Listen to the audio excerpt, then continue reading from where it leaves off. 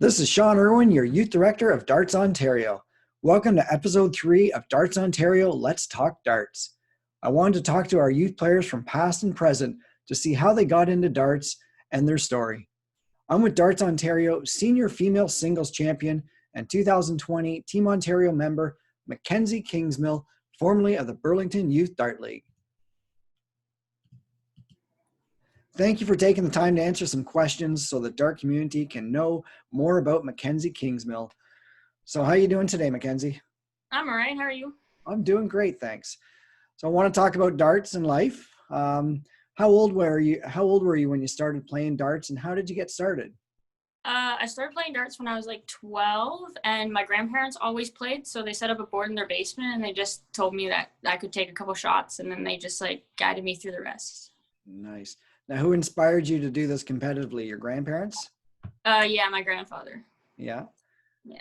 Now, going back a little history, in 2013 at the Provincials, you were on stage for the Tyke Shoot. How was that experience playing in front of so many people at such a young age? Oh, I felt like I was gonna pass out. The crowd was. I was just like, I kept looking back at the crowd, and I was just getting more nervous and more nervous, and I was just like, oh my god, yeah, it was nerve wracking. Did you practice a lot during that time when you first started?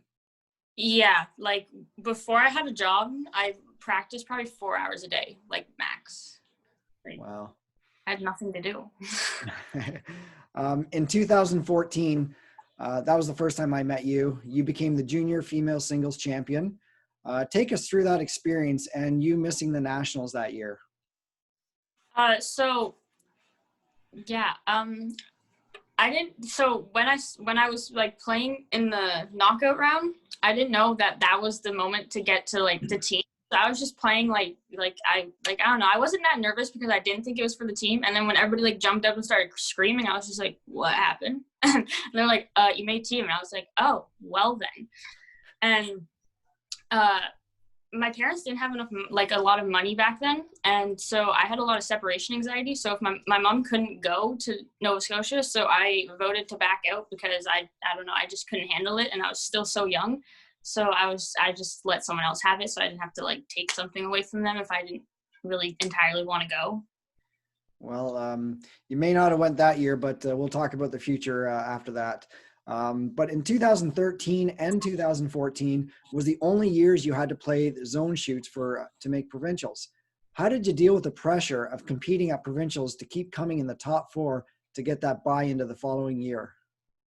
It was pretty hard. Like there's so much competition at provincials that like I was just like, what, like I didn't know like how to like, I don't know, like so many people are so like good and competitive, and I just had to like keep like that momentum, and I like had to stop myself from getting into my brain too much, because then I everything would just overcome like my brain, and then I wouldn't be able to play that well as I did. So I just kind of like blocked everything out and tried to just focus on my darts, and I don't know how I did it, but I did it.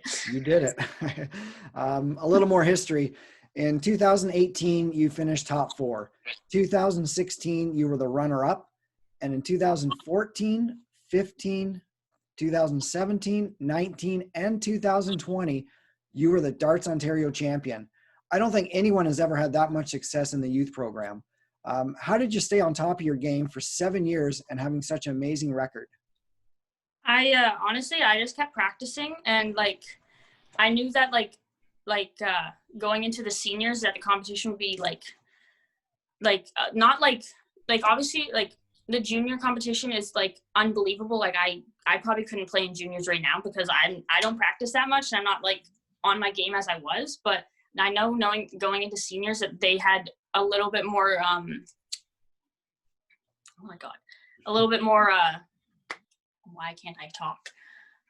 Experience than I did in the seniors. Yeah. So I kind of just like took my experience from the adults and kind of put it into the seniors so that I could like kind of know like how they stood and like how they like were in there. So then I just kind of kept playing and practicing to try to like keep up with them, because I know how their experience was. And I was just like, yeah, I don't know. Now you said you practiced like 4 hours a day before you started work. What about the last couple of years? Because I know you've been working and still doing really well. How often did you actually practice? Like once a week. I don't practice that much anymore, and I that's why, like, I don't know, that's why I haven't like been doing much of like the online darts, because like I can't keep up with them now because I'm not practicing that much. And I last time I picked up a dart was the beginning of July. Like I don't know, there's just no like moment, like there's no like motivation. I don't know, I can't find motivation to pick up a dart. But And it's hard right now with COVID and the guidelines to actually go to play in a bar, leagues, anything like that. So, but what's the best part of competing for you? the best part of competing is just meeting new people. Like everybody's so nice, and like the adults, like in the adults, like they give you like there's so much like competition there that like it makes me better. So like I always want to like push myself to be better. And like I don't know, I just like feeling like I need to like do more to like be better and like keep up with them. Yeah. Yeah, well, darts is a very emotional game. How do you control your emotions during those big games? Honestly, I just like I don't look at anybody. I don't like look around me. I just look at the ground and look at the board and just keep to myself. Yeah, Unless like I'm going for a drink, then I'll look at like my parents or something. But other than that, I just keep my head down and just not focus until after the game. of course, you say a drink. That was a non-alcoholic drink we're talking about. So Yeah. that's good. If your match doesn't go well, as we all know, we don't always win. How do you stay focused and concentrate on the next match? Well, I just have that mentality that like everybody's gonna lose, everybody's gonna win. Like it's just like a 50-50 chance. Like you can't get down on yourself if you lose one game when you have like 20 more to play. It's just that one game that you could have lost, or the two games you could have lost, but it doesn't like affect anything unless it doesn't affect anything. Yeah, Yeah. it's just a loss. Like it's not a big deal. And talking about nationals, you've had a lot of experience there. Sad to say that nationals were canceled this year due to COVID. We were supposed to go to Nova Scotia. I believe that would be your fifth time going to nationals. Can you tell us some of your biggest highlights at nationals? Uh, one of the best times at nationals was in 2017 when we went to New Brunswick, I believe, and it was me and Colson on stage against Ethan and Michaela, and that was so funny because it was Ontario versus Ontario, and it was just like it was kind of cool because like we were all just like friends and we were all just like playing to have fun. Like I didn't really care about the outcome at that point because like it was both Ontario, so it wouldn't have mattered who won. It would just kind of be like the title. So I don't know. It was so fun on the stage. That was one of my things. And in 2016 when I won the Junior Girls Championship in BC, I believe. That was pretty cool. I bet. So who won that doubles game between the four of you? Michaela and Ethan won it. They did win it, yeah. They did win it. So throughout your youth days, how often, well, I asked you how often you practiced, so you played a lot at home, but was it just by yourself, and how did you make practicing fun? Honestly, my parents would always bring people over. So like Matt Campbell, we played with him a lot in our basement. We played with a guy named Justin in our basement a lot. Like my parents would always have like these friends from like our dart tournaments come over and we'd just play. So like we'd all do like a little like round robin and we'd like play like against each other. And that kind of like made it fun because like I wasn't just sitting here playing by myself. So we'd always have people over to play. Always. I guess your parents are your biggest supporters. Do you have a lot of other supporters that are always there with you? Well, like my grandparents are supporters, my dad. That's about it. Just mostly my family. Now, have you played any other sports over the years? Baseball. I used to play baseball, but COVID happened. So I can't play baseball. No. So what other hobbies do you have besides sports? Honestly, nothing. I literally work all the time, so I don't really have like another time for a hobby. Because when I'm not working, I'm just kind of like relaxing and dialing down and just chilling. Now, what's your plans for now? You're an adult now with the program with Darts Ontario. What's your plans the upcoming season of playing darts? Well, I know you know, so I'm running our zone for the adults, so I'm going to focus on that and try to, like, practice in between and just, like, try to help other people and stuff. I don't know. Yeah. Well, hopefully there's some leagues that will start maybe a little bit later due to COVID, and then you can join a league again and get that experience as well. If you're planning on playing darts this season, would you play in another league, do you think, or? Yeah, probably, because I'm affiliated with the Waterdown Legion, and they have a Monday and Wednesday night league, so I'll probably join there and go. Let's talk about your relationship with our former youth director, Marjorie Alderdice. Tell us about some of those special moments you had with Marjorie, because I know you were very close to her and Paul as well. Yeah, so the first year I made it, I didn't go, and she was kind of, like, mad at me, but, like, understood. And, like, I didn't really talk to her after that. And then when I made the team the following year, we went and we bonded better together and got along. And then I think in 2016 was BC, and we played, like, a murder mystery game, and that was cool. Like, we bonded there, and then she would always, like, come and talk to, like, the girls about pranking the boys, and then that made us closer. And then, like, I don't know, she, like, was always, like, there throughout everything, coaching us, and, like, it kind of, like, just, like, brought me, like, better into the game because, like, I don't know, she was helping in so many ways. And then, like, when we lost her, and I was like, well, that's gonna end. Like, I can't, like, have a pep talk from her anymore. So, like, that, like, really took me on a loop. But yeah. Yeah, she touched many players' hearts over the many years that she was the youth director. So, can you tell us some of your greatest memories of darts? One that comes to mind. One that comes to mind. Oh, like, about anything? Anything with darts that was wow to you, something very special. I know you talked about 2017 when you went to New Brunswick, but Yeah. Yeah, I don't know. There's a lot, and, like, sometimes I can't remember. Like, I just remembered the other day when we pranked the boys in Saskatoon with that unrippable toilet paper. That came to my mind yesterday, and I was like, wait, I forgot about that. So, like, I don't know. There's a lot of good memories that, like, I totally forget about.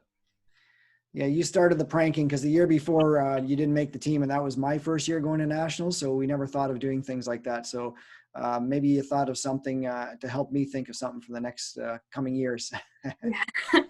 Yeah, it was, I don't know. It's just one of those, like, funny, like, little things that you can do just to, like, spice up the mood. It was so funny. But I think Mike Rouse ripped it, didn't he? Yes, I think he did. Yeah. You build a lot of friendship and memories at nationals. Do you have a lot of friends you've met over the years from nationals that you stay in touch with? Yep. Emily Outford I stay in touch with a little bit. Erica Spracklin from Newfoundland I stay in touch with a little bit. Yeah. Haley Crowley I stay in touch with a little bit. Jaden Rolfe, just because, like, her and Zach are friends, so, like, I see her at tournaments all the time. Yeah, she comes down to Ontario to see Zach, so. Yeah, so, like, they're always at the tournaments. I think that's about it. Yeah. So as we wrap it up, though, any advice that you can give to youth dart players to follow your success? Well, I know when I was starting, there was, like, every time, like, I'd, like, lose or whatever, like, I kind of got in my head. So, like, try not to do that because, like, that's just going to affect your game in the long run. Like, just take a loss and just move on from it, because if you just keep that in your head, you're not going to go anywhere, because you're just going to throw off your own game, and it's really not worth it if you can win all those other games. Yeah. Do you have a favorite opponent you like to play against? And if there's one player in the world that you would like to play against, who would that be and why? My favorite opponent to play at, like, provincials or whatever would be either Steph Tedesco or Stephanie McKinney, because both of them always push both of us to our limits, and, like, it's always a good game with both of them, and, like, it's just, like, it's like neck and neck, and it's always so fun to play them because, like, I don't know, it's just, like, super fun. And Gary Anderson, I love Gary Anderson. If I could play him, I'd play him. Obviously I wouldn't win, but it'd be cool. Well, that's great. Well, I appreciate you taking some time out today to go over a few questions and let the dart community know who Mackenzie Kingsmill is. And next year, as you said, you're doing the zone shoot. You did play in a adult league the last couple of years. Yep. Yes, I did.